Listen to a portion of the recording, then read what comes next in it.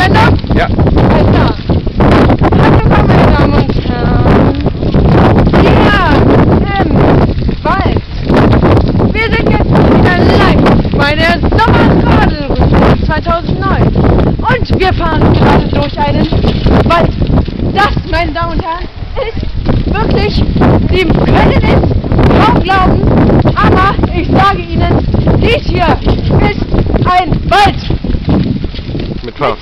Wirklich echten Bäumen mit Blättern dran. Ich würde das jetzt gerne demonstrieren.